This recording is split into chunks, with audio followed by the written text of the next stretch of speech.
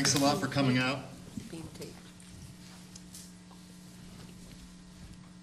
This first piece is a piece about my journeys in Africa.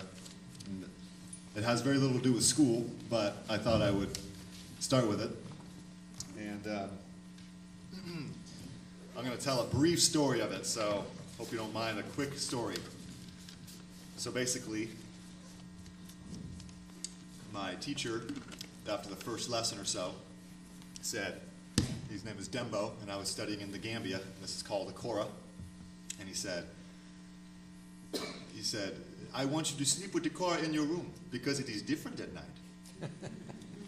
And I thought to myself, oh, yeah, like there's no distractions. Got it.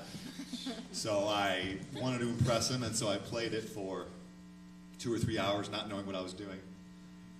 Oh, and we should turn that JC off. Actually, no, it's fine. Never mind.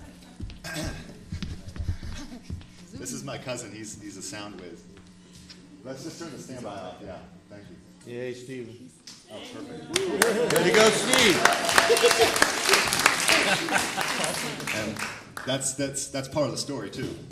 No. Okay. So anyway, he says that he wants me to play. So I play for 2 or 3 hours, and I put the Kora in the corner of the room. And I'm wide awake thinking about everything. I'm 19 years old. I'm there alone. I'm the only student, the only white person there. It's quite a shock to me. And as time goes on, I start to hear a little sounds like that. And I'm thinking it's a rat or a spider, but I'm still totally freaked out. I'm like, oh God, because they're huge. Spiders and rats everywhere, eating my bananas and stuff, like waking up a big hole in the banana. So I say, okay, whatever, And then all of a sudden, I hear that more, and then I hear real strong strum, and I freak out. I grab my flashlight, and my heart is racing. I shine at the Kora, and nothing skitters away. And I feel very strange inside, very weird. Scared, but just more. It's just something crazy. And I'm going to make this story shorter than normal. This happens 3 times. After the second time, I thought, whatever this is not going to physically hurt me or kill me, so I'm just going to lay down and wait till the morning. Well, 5 a.m., the sunrise comes up, and it's a Muslim country, and the Muslim prayer comes over the loudspeaker, And I'm just like so thankful that's happening. So I fall asleep. I talk to my teacher Dembo the next day, and I tell him, had a great time with the Kora, but the Kora played itself 3 times last night.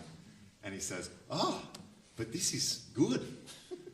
I'm like, well, what do you mean? What is it? He's like, this is the devils. They are telling you. I'm like, well, what are they telling me? You will have a long life on the Kora. Many people wait a long time. This is good. I'm like, freaked out. I'm like, what? I'm like, first off, devils are bad, right? He's like, no, there's good devils and bad devils. This is probably a good devil. So I'm like, all right, well, I kind of feel like I'm annoying him because I'm really pestering with questions. So I take a couple weeks off the questions. I'm there for a month. Week 2 or 3, I'm like, tell me everything about the devils. So he said this story, which is the part 2 of the story. He says the Kora is an ancient instrument before guitars, before pianos. It's not made by man. And this African guy was getting food and wood, and he sees a Kora in a tree. And excuse me, I'm going to tell it quickly, but he sees a Kora in a tree.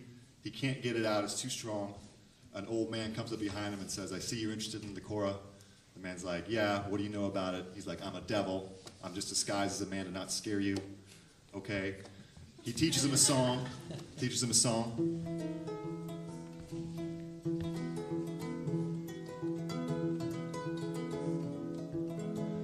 He says, I'd like to take a Kora home. He says, no way.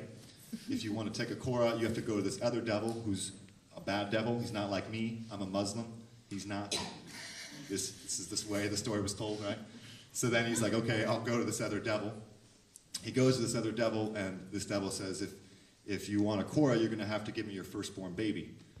The man's like, oh, okay. So, way too long. the next like month or two, because his wife's pregnant, and so they have the baby. The man wakes up before dawn, doesn't tell his wife anything, brings the baby to the devil, who's disguised as a man, and the guy's like, okay, now, I'll give you this Kora, and now you can spread it among mankind, but just remember, we made the Kora, and we'll always be with the Kora, and we're going to test whoever plays the Kora. Whoever wants to play the Kora, we're going to make sure they're worthy. So he told me that's what happened. When I've told this story outside, the wind has created very crazy harmonics at the exact time that I'm talking about the devil. So that's what's happened since then, but it hasn't played itself since then. This song is only 4 lines long, and it's kind of confusing without that information. So now I'm going to play this song also with the banjo and flute, which the banjo came from Africa as well.